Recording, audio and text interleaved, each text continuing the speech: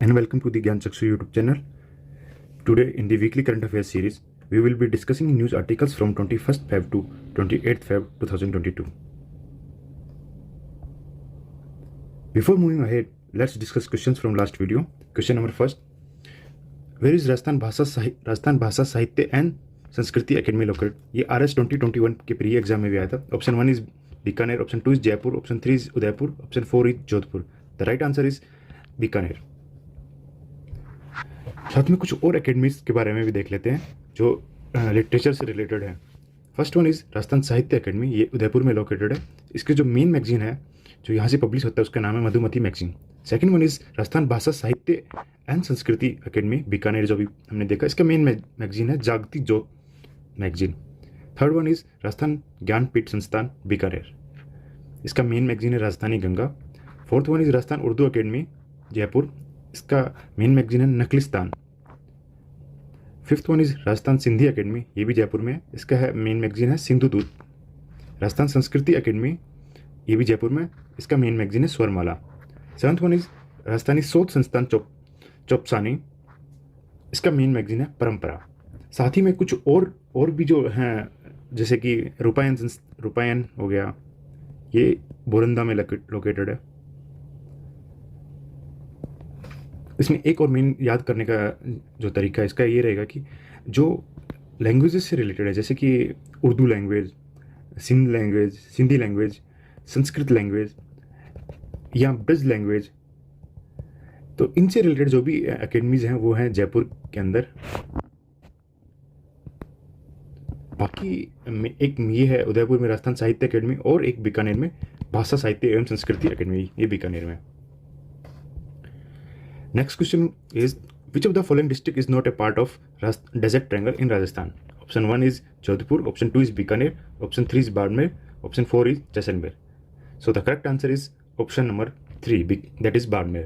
कुछ नोट्स में या कुछ जगह पे इसको इन चारों डिस्ट्रिक्ट्स को डेजर्ट ट्रायंगल में का पार्ट दिखाया जाता है, डेजर्ट ट्रायंगल. बट जो आरपीसी का ऑफिशियल आंसर किया है उसके अंदर इसको बाड़मेर को डेजर्ट ट्रायंगल का पार्ट नहीं माना गया. Question number 3 is, which of the following statement regarding Ruma Devi is not true?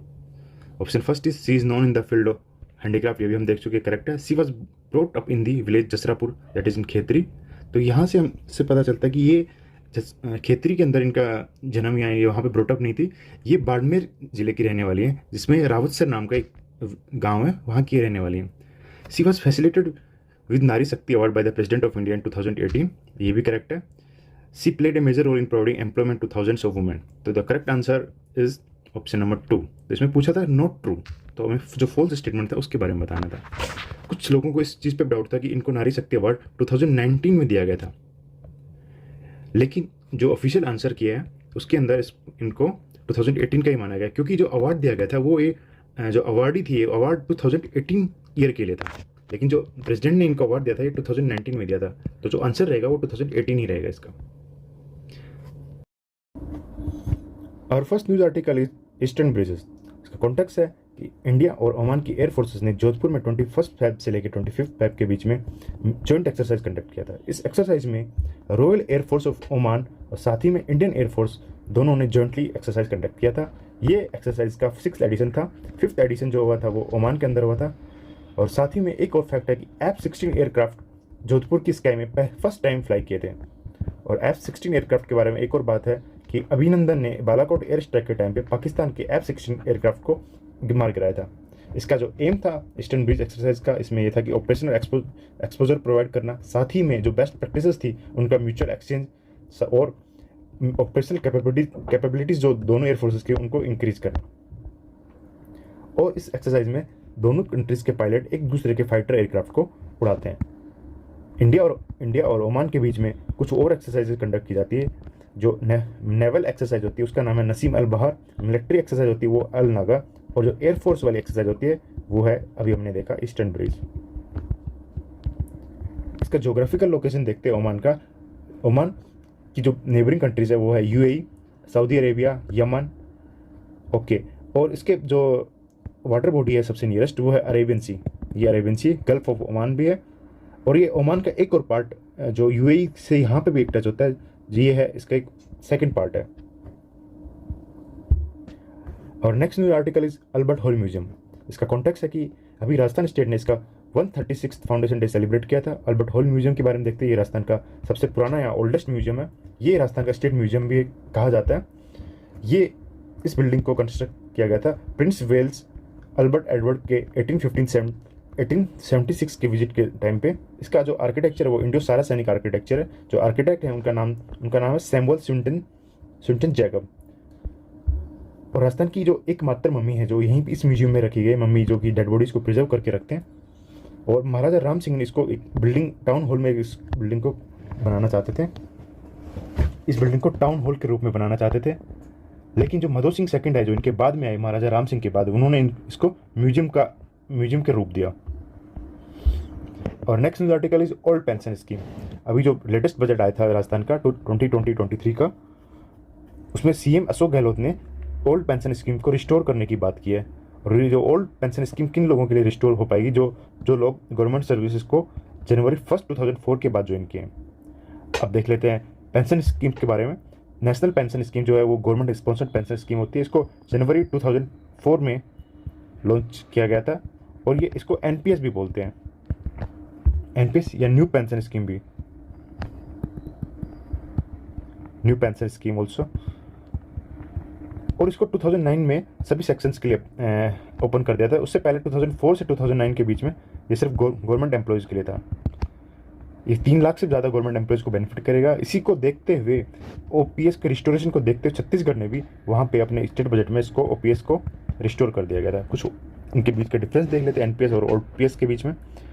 तो contribution by employees in old pension scheme is nil, whereas in contribution by employee in NPS is 10% of basic plus DA. बाकी सब terms हमारे लिए important नहीं है।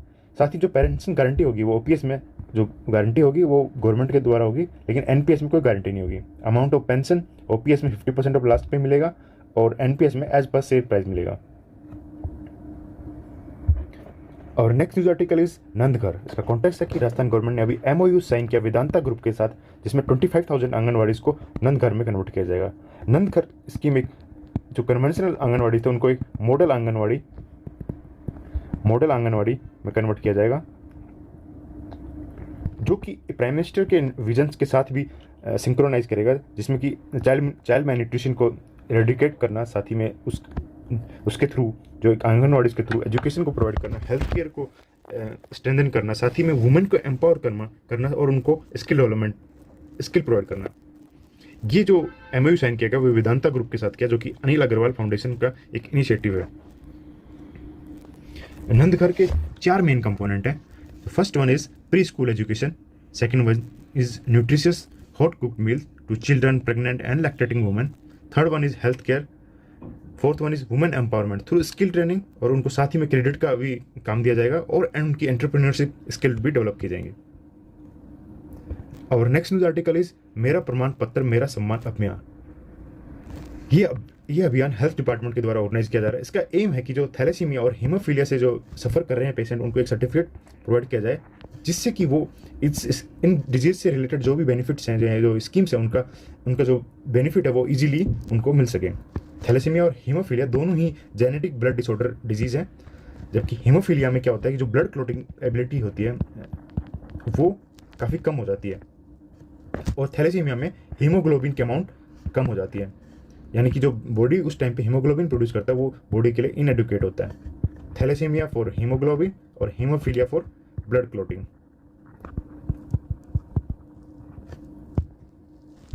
कुछ questions देख लेते हैं।